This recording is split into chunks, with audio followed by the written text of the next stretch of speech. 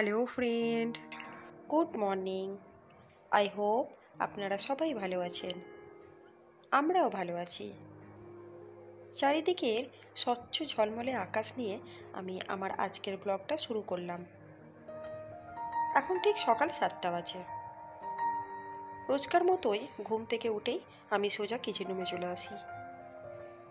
তো কিচেন রুমে চলে এসেছি। আমার কিচেনের জানালাতে এরকম একটা হ্যাঙ্গিং প্ল্যান্ট আছে, তাতে একটু জল দিয়ে নিলাম। এরপর আমার হাজব্যান্ডের জন্য নাস্তা বানানোর প্রিপারেশান নিচ্ছি।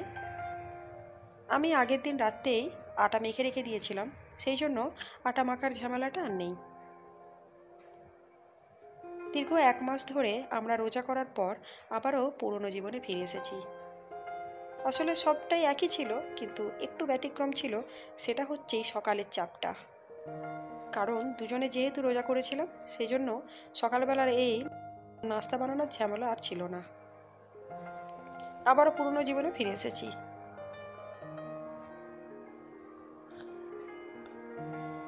আমি আজকে রুটির সঙ্গে একটু আলুর তরকারি দেব, আর আলু তরকারিও আমি বানিয়ে নিয়েছি। আসলে আমি আগেও বলেছি যে আমার হাজব্যান্ডের একটু চাপ থাকে সকালে, তো সেই জন্য ও খুব কুইকলি বেরিয়ে যায়। আসলে ওর এতটা আমাদের যে কাজটা, সেই কাজের প্রেশারটা এতটাই বেশি থাকে যে সকালের দিকে ওর খুব একটা বেশি হাতে টাইম থাকে না। তো সেই জন্যই আমি চেষ্টা করি একটু আগে থেকে সব কিছু করে রাখার, কাজটাকে আগিয়ে রাখার, যার ফলে ওকে খুব একটা না ওয়েট করতে হয়। তো আমি রুটি করে নিয়েছি, আর আগেও আমি তরকারিটা করে নিয়েছি। এরপর আমি আমার নিজের জন্য চা করে নিচ্ছি। আমার হাজব্যান্ডের চায়ের নেশা খুব একটা না থাকলেও আমার তো বড্ডই আছে। আমি এটা আগেও বলেছি এবং ইনফ্যাক্ট প্রত্যেকটা ভিডিওতেই বলি। তো যাই হোক, হাজব্যান্ডের সঙ্গে রুটি খাবো, কিন্তু তার সঙ্গেও আমার চাটা দরকার। কারণ আমি যাই খাই না কেন, আমার চা লাগবেই।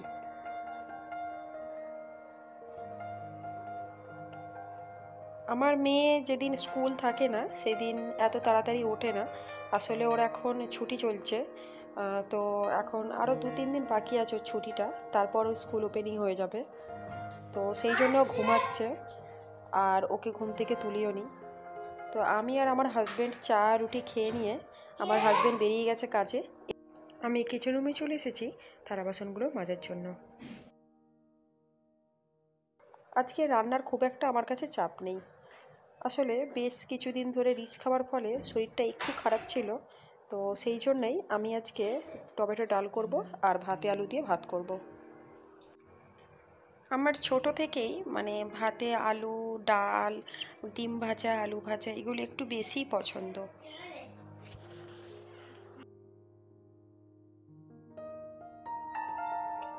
কিন্তু আমার মেয়ে আমার থেকে ব্যতিক্রম।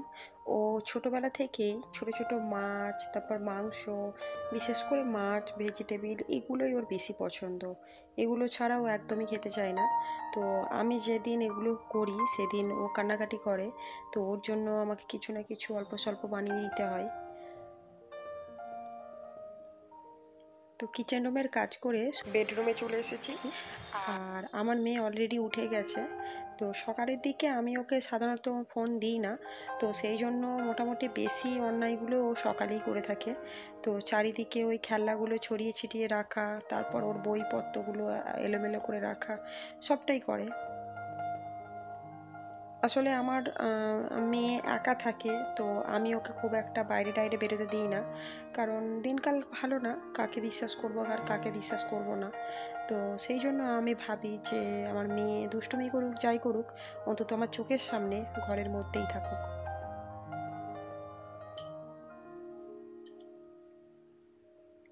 তো আমি ঘরের কাজগুলো করি, আর দেখে আমার মেয়ে আমাকে নকল করে। কারণ আমি যখন কাজ করে অন্য কোনো কাজে যাই, তো আমি যে কাজটা করে গেছি সেই কাজটাই এসে দেখি ও করছে।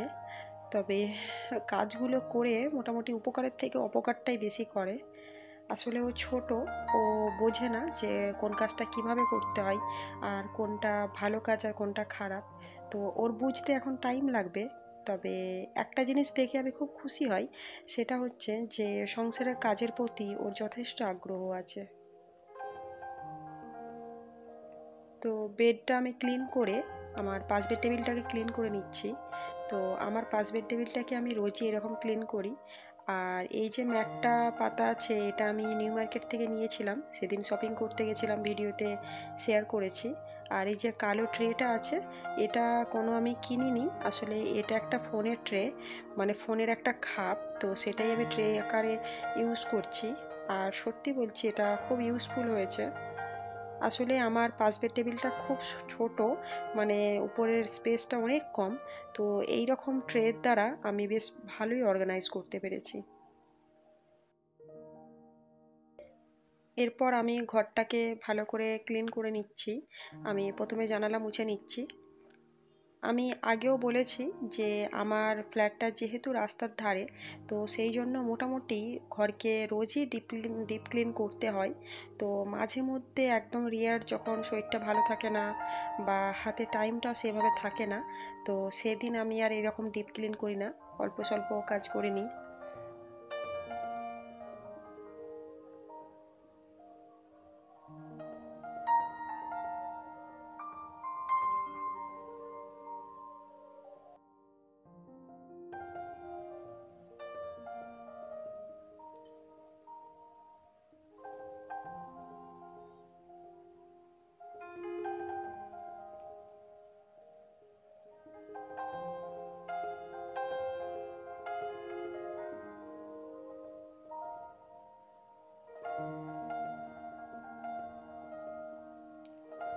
আমি যেহেতু ক্যামেরা অন করে কাজ করছি, তো সেই জন্য আমার মেয়ে বারবার চেষ্টা করছে ক্যামেরার সামনে চলে আসার। তো ও ছোটাছুটি করছে, মাঝে মধ্যে ও বকাও খাচ্ছে। আসলে ক্যামেরার সামনে এসে যে কিছু কথা বলবে বা কিছু করবে সেই রকম নয়, ও আসলে আমাকে একটু রাগাচ্ছে। তো মোছামুছির কাজ করে আমি ঘরটা ঝাড়ু দিয়ে নিচ্ছি।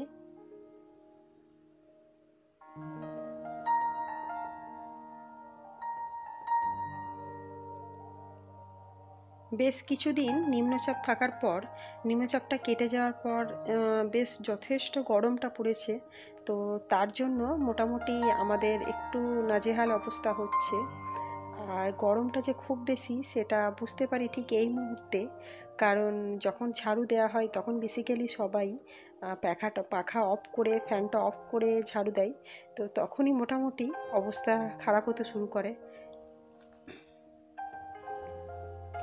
আর আমি যেহেতু থার্ড মানে সেকেন্ড ফ্লোর, মানে আমাদের এই বিল্ডিংটা 3 তলা, তো আমার এটা টপ ফ্লোরেই আমার ফ্ল্যাটটা।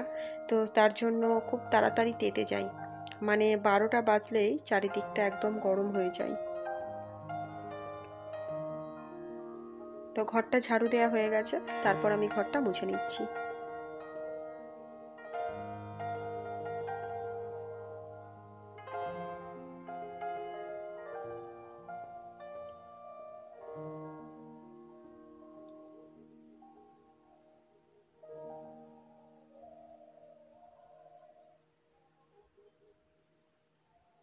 এই গরমে কাজ করতে দুপুরবেলায় খুবই কষ্ট হয়।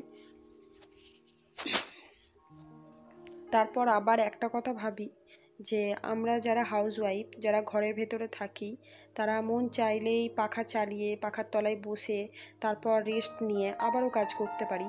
কিন্তু যারা রাস্তাঘাটে কাজ করে, কোনো লেবার, তাদের কাছে এই অপশানটা থাকে না। তখনই ভাবি যে তাদের থেকে আমরা অনেক ভালো আছি। তো ঘরের ক্লিনিংয়ের কাজ করে আমি জামা কাপড়গুলো ছাদে মেলে দিলাম। আমার জামা কাপড়গুলো অনেকক্ষণ আগে কাঁচা ছিল, কিন্তু টাইম পাচ্ছিলাম না। তো যাই হোক, তারপর এসে খাওয়া দাওয়া করে থালাগুলো মেজে নিয়েছি। আমি থালাগুলো মেজে নেওয়ার পর একটু শুয়ে গেছিলাম। তারপর যখন বিকাল হয়ে একটু সন্ধ্যের দিকে, তখন একটু ছাদে গিয়ে জামা কাপড়গুলো তুলে একটু ঘুরছিলাম। ইতিমধ্যেই সন্ধে হতে চলেছে। আমি জানালাগুলো বন্ধ করে দিচ্ছি। আসলে গাছের পাতা তো নড়ছে না, কিন্তু মশা আসা স্টার্ট করে দিয়েছে।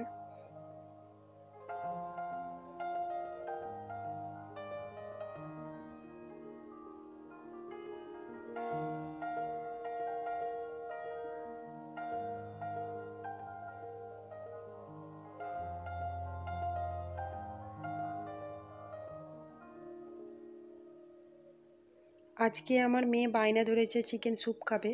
আসলে কিছুদিন আগে যখন ঈদের মার্কেটিং করতে গেছিলাম, তো তখনই নিউ মার্কেট থেকে ও স্যুপের জন্য অনেক সবজি নিয়েছিল।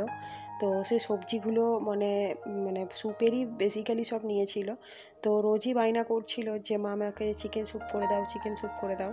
কিন্তু সেই রকম সময় হচ্ছিল না যে ওকে করে দেব। তবে আজকে ওর সময়ও হয়েছে, আর ও ছাড়বে না, ওকে করে দিতেই হবে। তো সেই জন্যেই কিচেন রুমে এসে ওর স্যুপের প্রিপারেশান নিচ্ছি। আসলে ওর জন্য নয়, স্যুপটা একটু বেশি করেই করছি, কারণ ওর বাবাও খাবে, আমিও খাবো। তো আজকে সন্ধেবেলায় এই স্যুপটাই আমাদের স্ন্যাক্স। তো স্যুপের মানে সবজি হিসাবে অনেক সবজি আমি ইউজ করেছি। আর এখানে দুটো সবজি আমার মেয়ের খুব ফেভারেট, সেটা হচ্ছে ব্রোকলি আর সুইট কর্ন। আমার হাজব্যান্ড আর আমার মেয়ে ওরা দুজনেই স্যুপ খেতে ভীষণ ভালোবাসে। আমি ভালোবাসি না সেটা নয়, তবে অতটাও ইন্টারেস্ট নেই, বাট ওদের খুব পছন্দের একটা রেসিপি।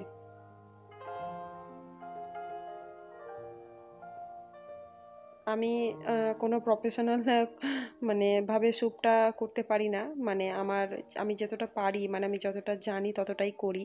তবে আমার মেয়ে আমার রেসিপিগুলো খেয়ে খুবই মানে খুবই কি বলবো, নাম করে আমার, যে বলে খুব সুন্দর হয়েছে।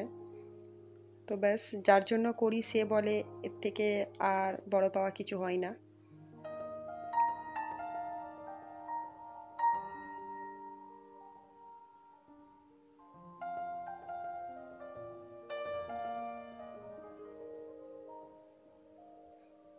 আসলে একটা মায়ের ক্ষেত্রে তার বাচ্চাকে কিছু করে দিয়ে বাচ্চা যখন খুব খুশি হয়, তখন বাচ্চার থেকে বেশিও তার মানে সেটা দেখে তার মা বেশি খুশি হয়।